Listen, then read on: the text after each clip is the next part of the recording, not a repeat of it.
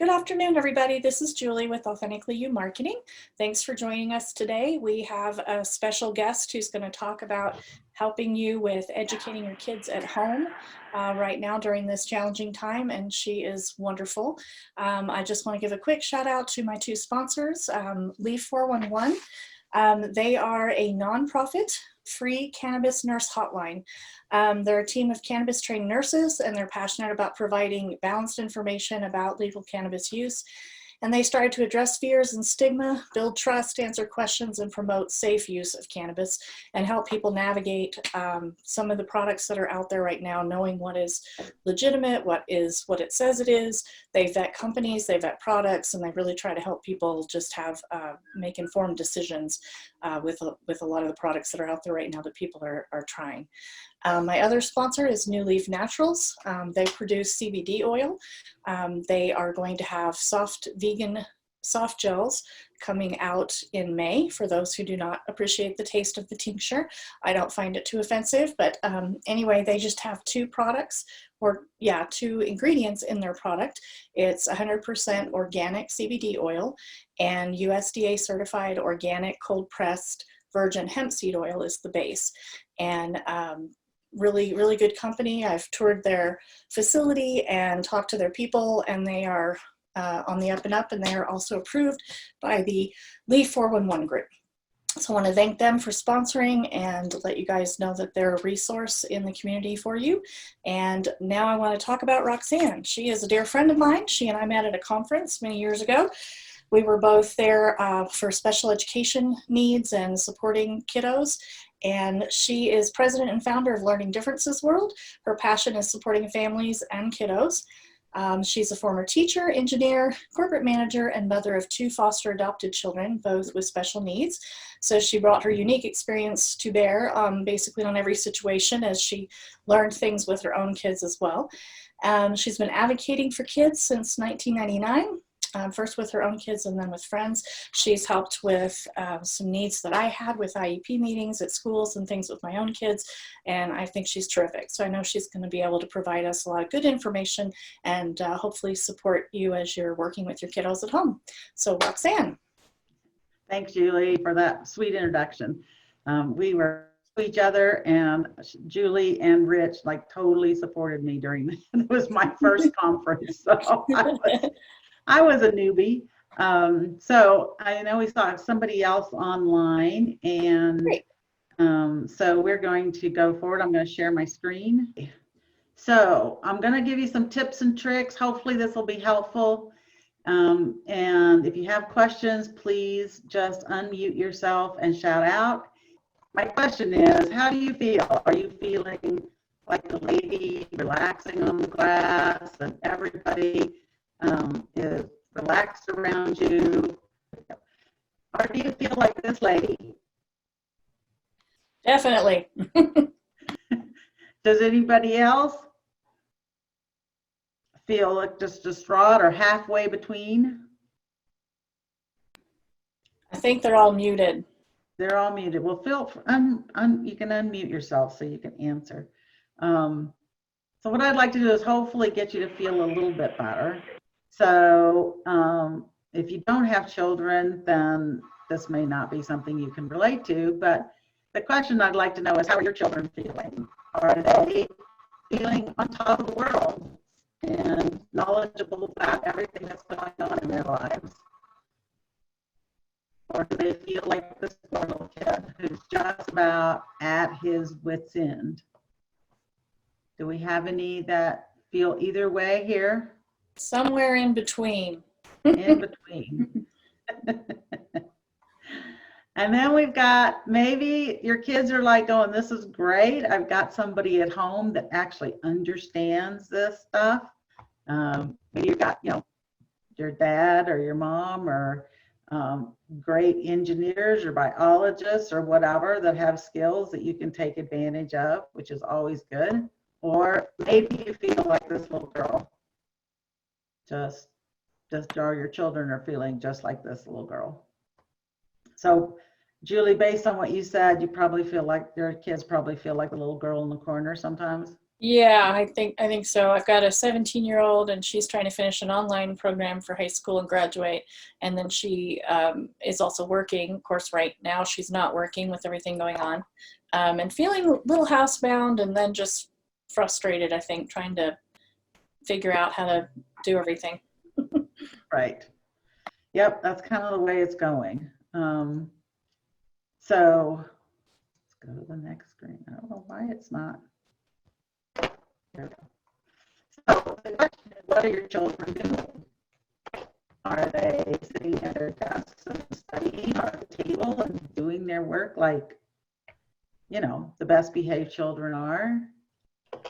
Are they on their phones all the time? If you got teenagers, I'm sure that they are constantly texting their friends and trying to have some kind of a social life.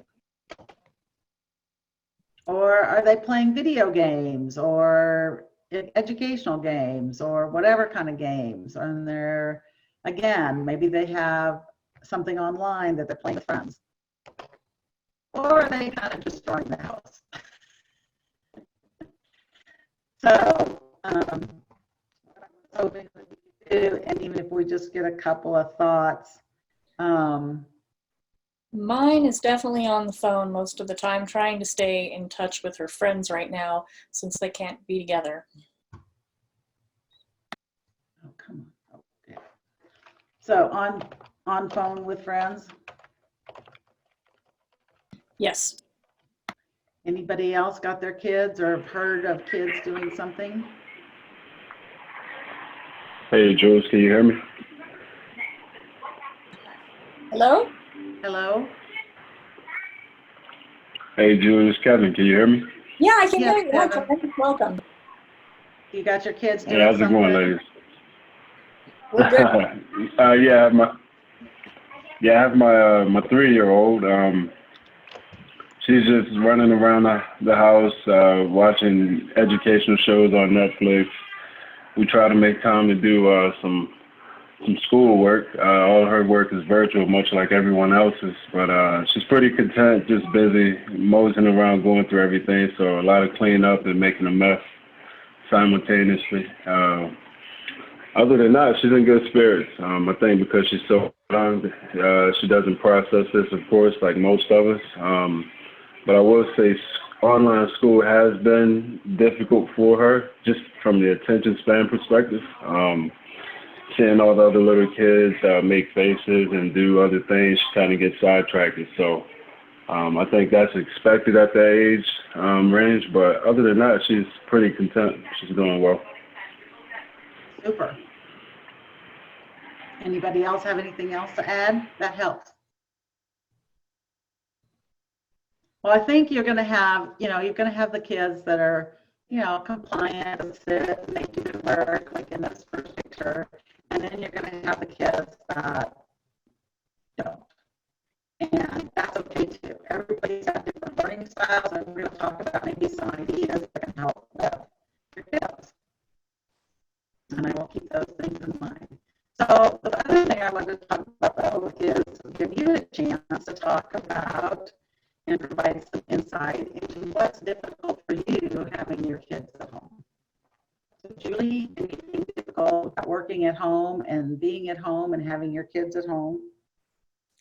Yeah, it's definitely a challenge because when my daughter's home bored, basically, then she wants my time and attention, and I want to spend time with her. So trying to juggle some of that, spending the time with her versus what time to spend with work, and taking care of clients, of course, and so it can be difficult trying to balance time, and I end up working sometimes like in the evenings or whatever, and instead of during my normal hours that I'm used to and stuff. Right.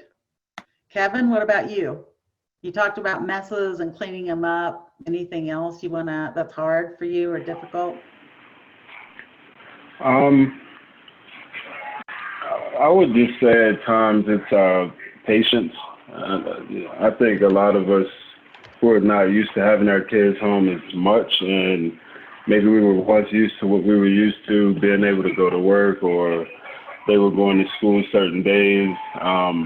Just having patience of I know this term's going around a lot, like a new normal. And right now, the new normal is that we're staying at home and our kids are there 24/7, and it's just a change. And so sometimes patience for me, I have to just kind of sit back, and if I see her do something that I may not be fond of, just kind of check in with myself and just accept what it is and what's going on, and remind myself that this is not normal. This is a new normal, and it's temporary. But yeah, patience will be something that gets to me every now and then.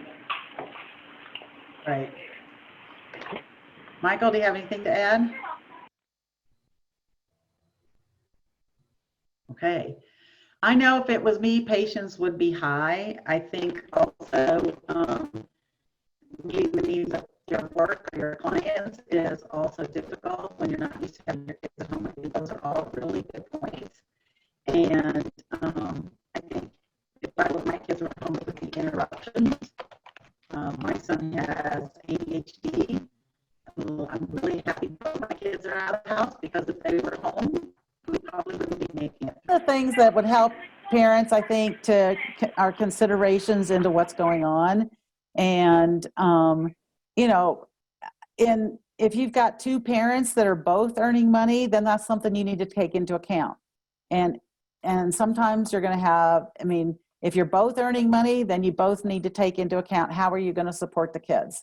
And so just kind of sitting down and discussing this with your significant other and determining, what takes priority when is going to be helpful for the kids, so that you can tell them, look, here's our schedule. And if you have to make a visual schedule for the younger kids, for these times, you can't bother mom and dad, or when this sign is on the door to my office, or when I have a stop sign up that you can draw at home. Anything that can help the kids know what boundaries are being set, and what times of the day are most demanding. I know at our house, I'm the morning person, so I would be the one that got up and worked with the kids in the morning. My husband is the nighttime person, so he would do the nighttime. My kids would blow out any time of the day, so really you just needed to have somebody with energy any time of the day. So, but trying to figure that out, maybe lunchtime is tough because the kids are hungry, they haven't had their nap yet if they're younger. Maybe it's evening with teenagers because they're used to going out and seeing their friends, and now they can't do that. So just discussing those things can be really helpful, so that you put some supports in place for yourself and for your children. And then the next thing to consider is, who needs a break from their responsibilities? I know that with my husband and I, he worked out of town 75% of the time. So he would come home on Thursday nights and try to give me a break from being a single mom over the weekend. So the first thing we had to do was we had to go through and talk about, okay, this is what's been going on. This kid can't do this. This kid is restricted to this. This kid has to do homework. And then I could get a little bit of a break from my responsibilities as being the mom. So there might be a way you need to look at that. Who needs a break and when? Being the person that's always on with the kids can be tough. If you're single, then you need to find a way. If you're a single parent, then try to find a way that you can offload and take a break. And what does that mean to you? So again, thinking through these things. And then, how are you going to handle stress? Stress is a killer, as we all know. So how are you going to handle it? We're under a really stressful time, and luckily for Kevin, his little 3-year-old may not be aware of it, but if you're feeling stressed, your 3-year-old is going to get that through osmosis. So making sure that you handle your stress and any stress your kids are feeling is going to be helpful, or help them handle their stress if they're older. And what does that look like, and what do they need? So those are good things. One of the things to keep in mind is that children need, I think it's 6 hugs a day. It might be 8. Michael, you can correct me if I'm wrong, to be healthy, and more than that to grow. So hugs are really good stress relievers for everybody, if they don't have special needs where they can't tolerate touch. But if they can tolerate touch and being held, then hugs are really good. Even with the older kids, you can do energy hugs, where you put your hands around them, where you don't actually touch them, or do a mirror where they mirror your hands, if they're not kids who like touching. And then, oh, forgot a question mark, but what are your boundaries? So is one room off limits? Is a desk off limits? Is, you know, these times of days off limits because you have to be on phone calls those days, or video conferencing, or whatever you're doing. So children like boundaries, but they want them to be really clear. So if the boundaries are moving all the time, then that can set up a stressful environment. If you have a small place and you have to do that, and find a way to make it build in transition time, build in support for those transitions, so that if, you know, maybe they're working on the dining room table and now you've got to transition to lunch or dinner, then how are you going to make that transition happen? What's it going to look like? So even though you have boundaries, or if they need to interrupt you and this is when they're not supposed to interrupt you, how do you want them to do that? Is that a quiet knock on the door? Is it a note under the door? Is it the dog bringing in a toy? Whatever. But those need to be discussed so that you have really clear guidelines for your kids.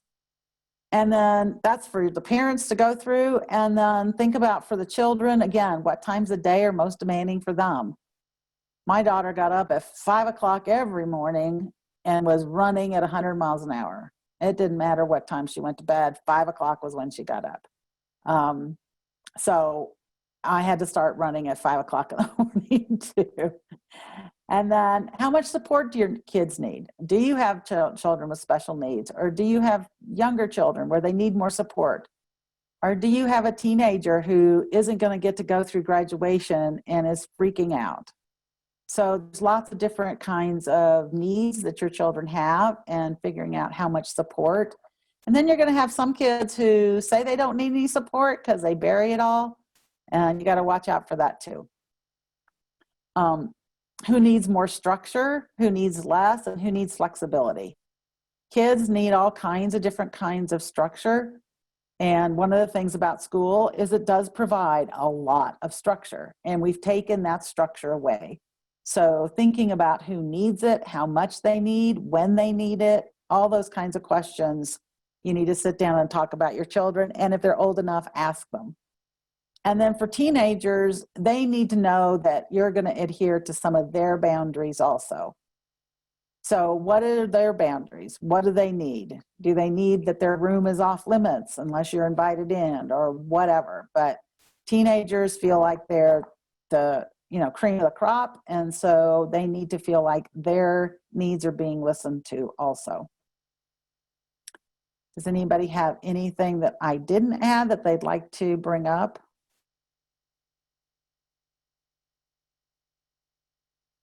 Okay.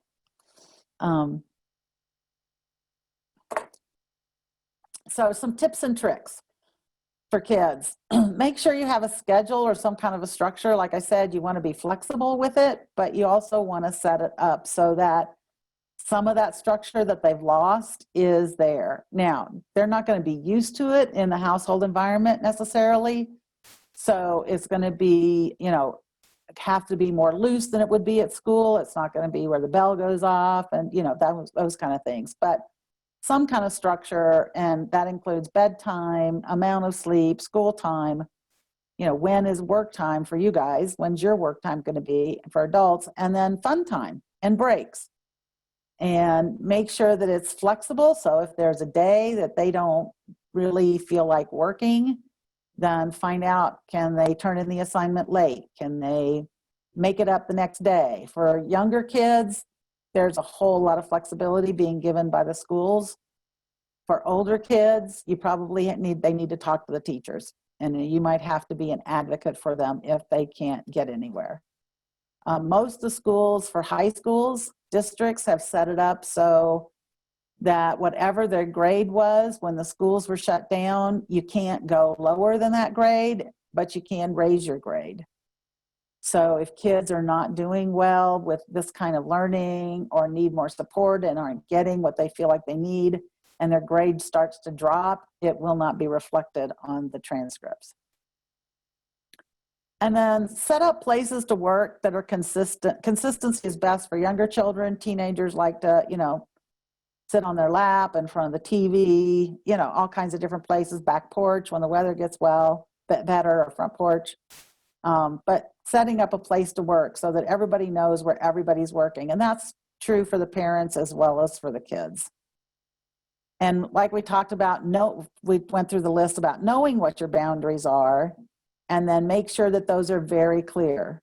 If you have kids with special needs, again, you might need to use visual supports for them, but it needs to be clear as to when you can be disturbed, how you can be disturbed, and then what are your expected behaviors? What do you expect them to do, and what's not expected?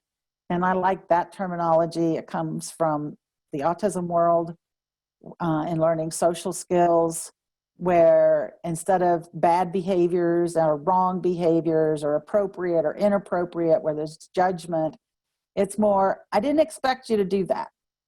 I expected this. So that it's not a judgment as you're talking to them about behaviors that you weren't expecting to experience. Any questions on those?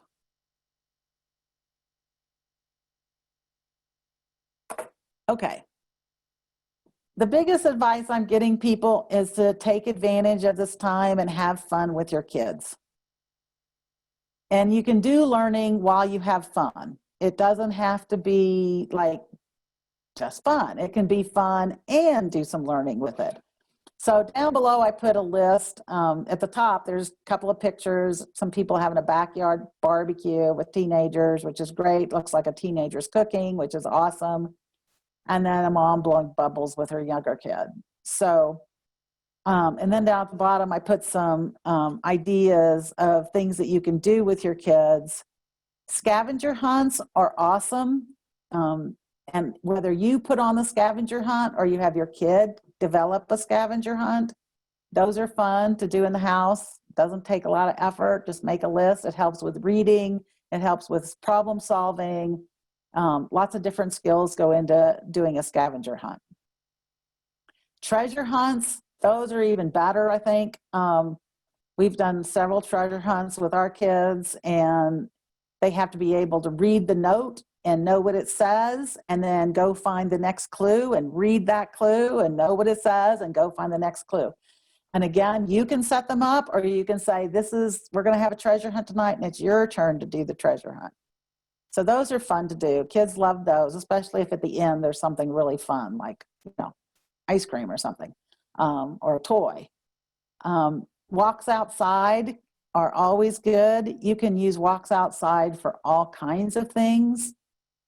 They can look at rocks and bring them back and try to find them on the web to see what kind of rock it is. They can pick leaves off trees and try to find out what kind of tree it is. They can take pictures of bushes and plants if you're going on the biology side.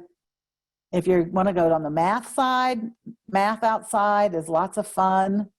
One of the best things for younger kids is geometry. They can find all the squares in the neighborhood. They can find all the circles in the neighborhood. They can find all the triangles in the neighborhood. And there's actually a lot of those. They can actually just look out the window and find a bunch of those if you don't feel comfortable taking your kids outside.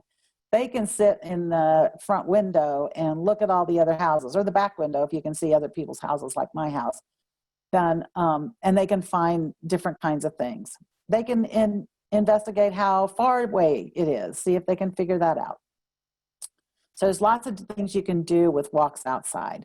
Board games are obvious. There's lots of board games that are fun. Monopoly is great for money and for strategy. So finding those kind of board games are great. Cooking. Cooking is a skill that all people need, and it is one where you can learn all kinds of stuff. You can learn math. You can learn thermodynamics. You can learn, different kinds of things with cooking. Health, safety. There's just lots of things around cooking that we don't think about as it being a learning environment, but it is. So And then building things. If you've got one of the parents is really good at building things in the garage or the basement or wherever you have your saw and your hammer, then measuring and figuring out how to measure things and cut it or design it, those are awesome things to do with your kids. Creating videos. There are some kids that are just videoholics, and having the ability to create videos on their phone is just awesome. My son actually figured out how to do stopgap photography so that he could reposition his army men and have them go and attack something. So those are fun things for the kids to do and for you to participate in and help. Photography is another one. There's a lady up in Lafayette, I think, who's doing front porch photography. So she's actually doing portraits with people sitting on their front porch from the street. So not violating any of the standards that we've got in place right now, but actually taking some interesting photographs. Now, I don't know about you, but I really love to color. So, and that's really good for little kids. And finding cool coloring books is very cool. And just sitting down and coloring with your kids and picking them up and hanging them up on the wall can be really fun. And as adults, if you like to color, it can be fun. My husband and I used to do it way before we had kids. We'd go to a cabin in the mountains. It would be a rainy day. We would get out the coloring books.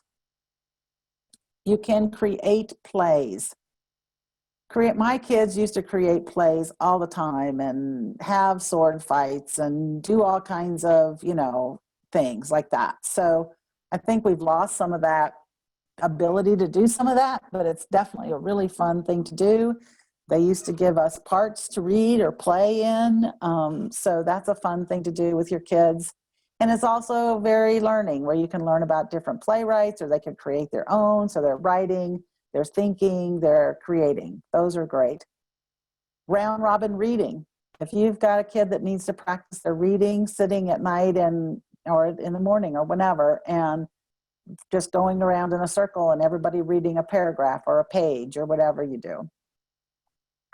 Most people don't think that watching movies or videos can be, well, most everybody thinks it can be fun, but not everybody thinks it can be learning. But there can be a lot, and it doesn't have to be a documentary to be fun.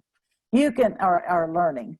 If you have a kid with autism, the Temple Grandin movie is awesome. Even if you don't have a kid with autism, watching the Temple Grandin movie is amazing. Watching the movie about dinosaurs and discussing when they were here, and just having a kid retell the story is really good. If they have difficulty with sequencing, you'll find it out. If they can only tell you the characters but not tell you what the storyline is, those are some key information you can provide to the school. Then if you're just looking for kind of some fun stuff, balloon toss, that's really good for eye-hand coordination, but it's really safe in the house. You don't have to worry about, breaking anything if you're doing a balloon toss. Yard games are always fun, and at this time, as the weather's getting nicer, we can go out and do yard games, and there's all kinds of those. Again, eye-hand coordination and just getting energy out and just physical exercise. Arts and crafts, if they like to do knitting or crocheting or making necklaces for their friends, or even it's a good time to make Christmas presents for friends and family. And then if they're into designing and really creating, then they can design video games or clothes or whatever.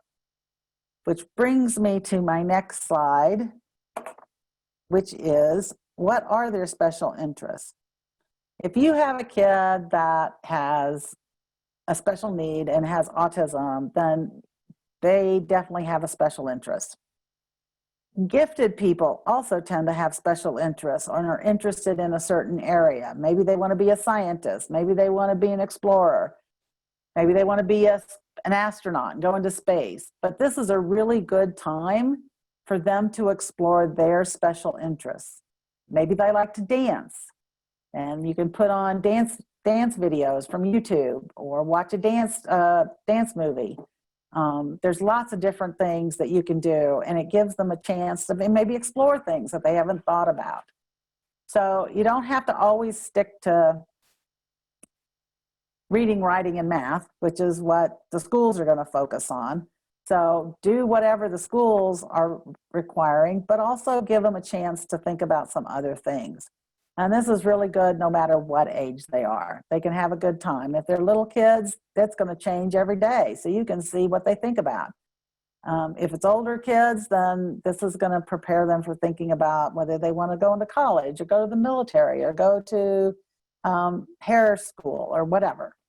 But it gives them a chance to explore their special interests, which they might not get a chance to do, excuse me, and for you to learn what those are. Any questions about those last two slides that you want to bring up now?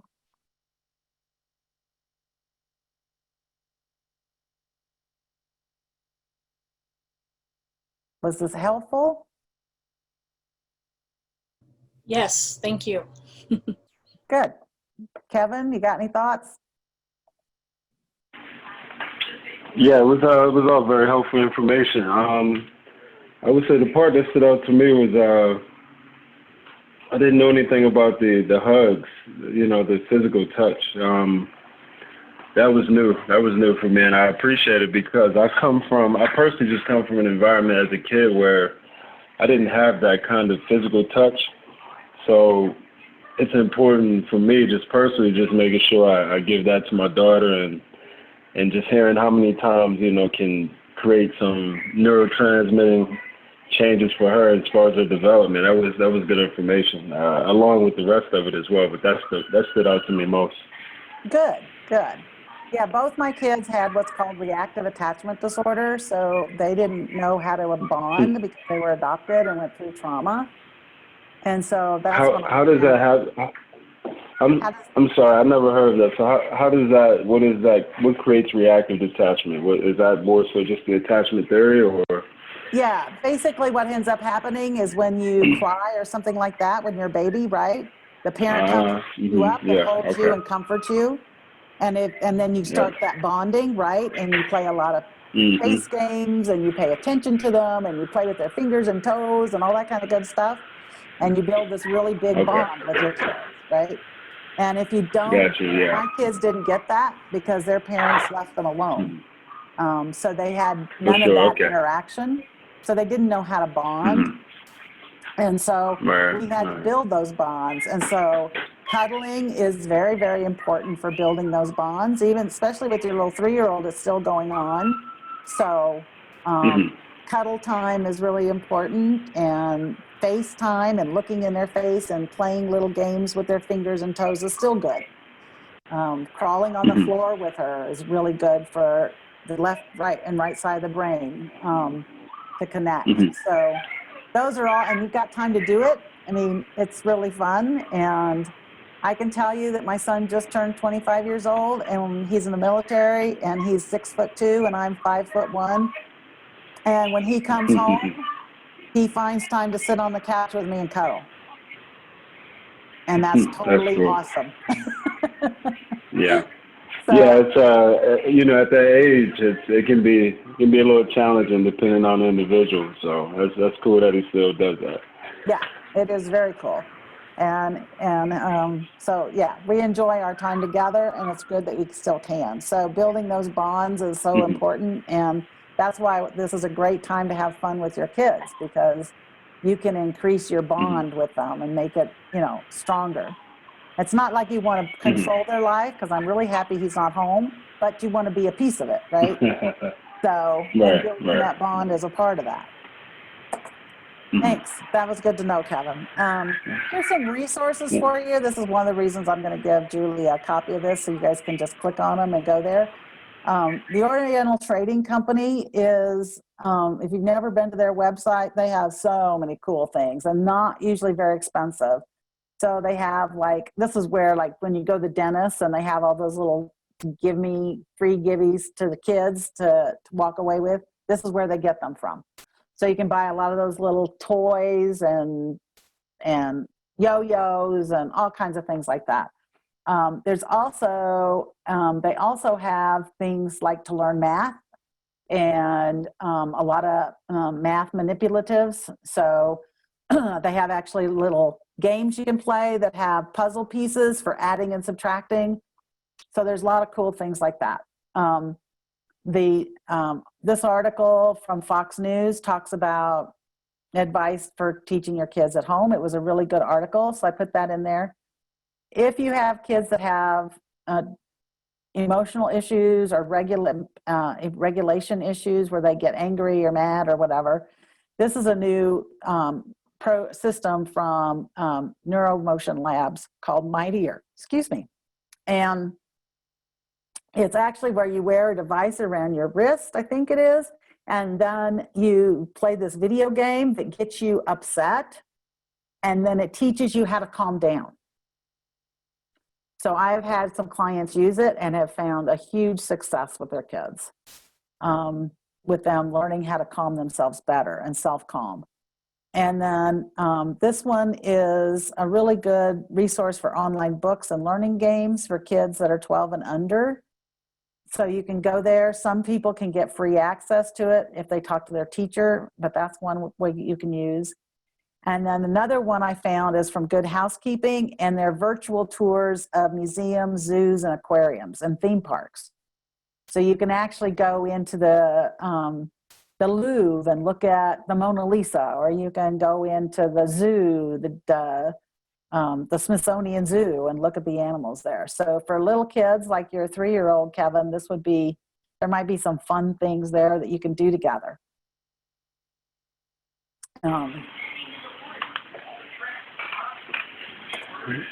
And then I'm going to start putting some of these links on my website.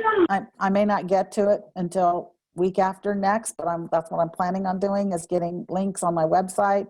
People keep sending me links all the time. I keep getting more information from schools. I just heard about a new one that's called Chirp. And actually for you, Kevin, this will be a good one for younger kids. It's got picture books and somebody can read it to them online. So if you've got to do if you've got to work on something and your 3-year-old is busy, you can say, hey, why don't you go read these books? And here's 5 books you can read. And it's free. So that's a good one. What is it called again?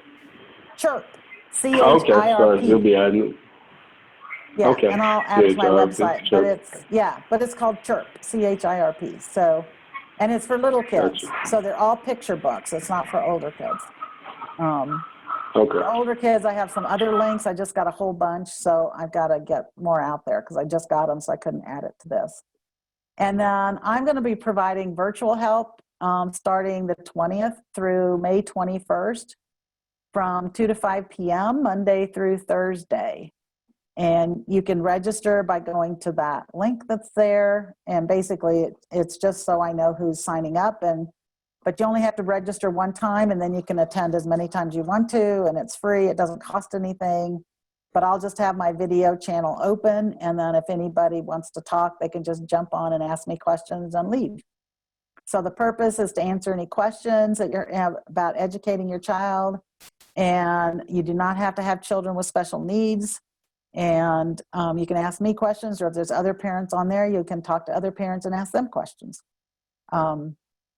So I actually did see on there's a great video on YouTube of this family who their kids were tired of not being able to go to restaurants. So they actually turned their house into a restaurant. So the kids knocked on the front door and they greeted them and said, hi, welcome to Mommy and Daddy's restaurant. So there's lots of just fun things you can do with your kids that will make life fun. So the biggest thing is to stay safe and healthy during this tough time. And definitely jump on Roxanne's video helpline, because that's going to be really, really crucial, I think, over the next few weeks, finishing out the school year for people. So thank you very much, Roxanne. Really appreciate it. Thank you for everybody who attended today, and take care of yourselves and stay safe, and we'll see you next week.